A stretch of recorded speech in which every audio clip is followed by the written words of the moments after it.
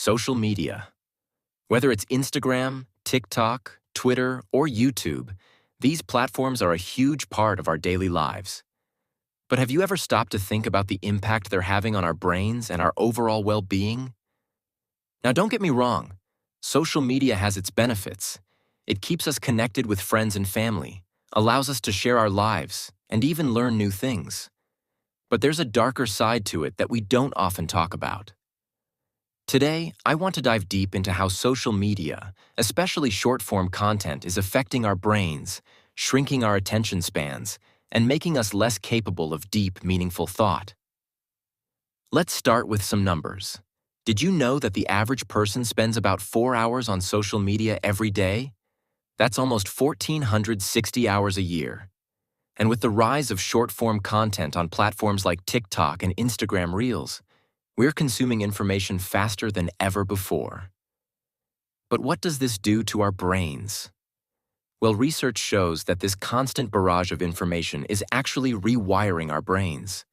We're becoming more accustomed to instant gratification and less capable of focusing on tasks that require sustained attention.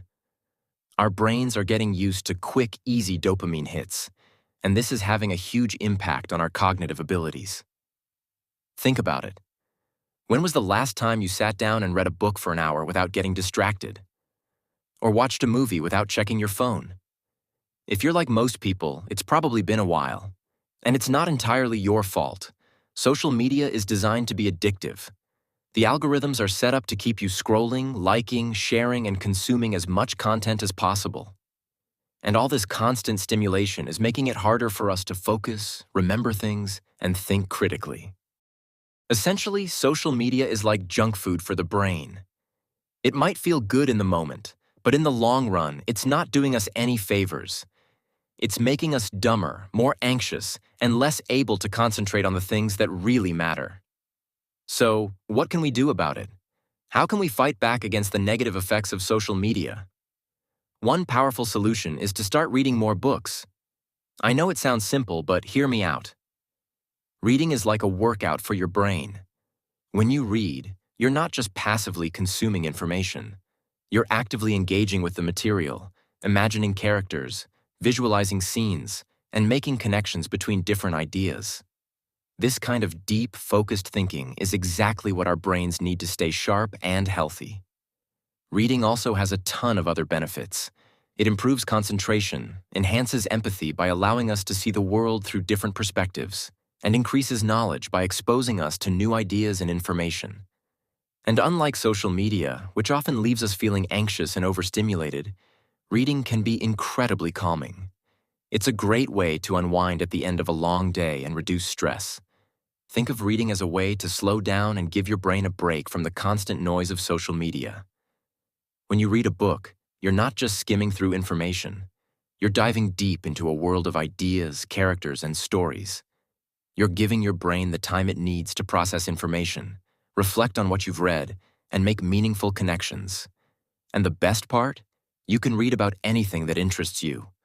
Whether it's fiction, nonfiction, biographies, or self-help, there's a book out there for everyone. So why not make it a habit to read for at least 30 minutes a day? Trust me, your brain will thank you. Another fantastic way to counter the negative effects of social media is through meditation. Now, I know what some of you might be thinking. Meditation isn't for me. Or, I can't sit still for that long. But hear me out. Meditation is one of the best tools we have for training our brains to focus, manage stress, and stay present. Meditation is like a reset button for your brain. It helps to quiet the mind, reduce stress, and increase awareness of the present moment. By practicing mindfulness, we train our brains to focus better, manage emotions more effectively, and develop a greater sense of inner peace. Studies have shown that regular meditation can actually change the structure of the brain. It increases gray matter in areas associated with learning, memory, and emotional regulation. It's like giving your brain a mental spa day. And the best part is, you don't need to meditate for hours to see the benefits. Just 10 to 15 minutes a day can make a big difference. If you're new to meditation, start small.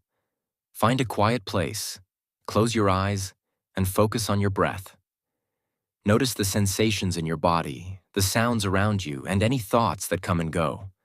The goal isn't to stop thinking, but to become aware of your thoughts and let them pass without judgment. With practice, you'll find it easier to stay focused and calm, even in the midst of a busy day. So, how do reading and meditation help us fight back against the harms of social media? It's simple. Both activities promote deep focus and mindfulness, the exact opposite of what social media encourages. By dedicating time to reading and meditation, we're essentially rewiring our brains to value patience, thoughtfulness, and introspection. Think of it this way.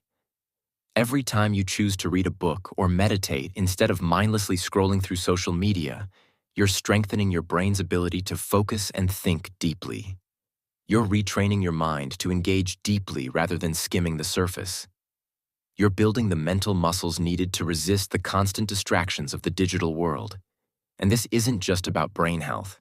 It's about taking back control of your life. It's about being more intentional with how you spend your time and energy. It's about creating space for the things that truly matter. Whether that's learning something new, connecting with loved ones, or simply enjoying a quiet moment of reflection.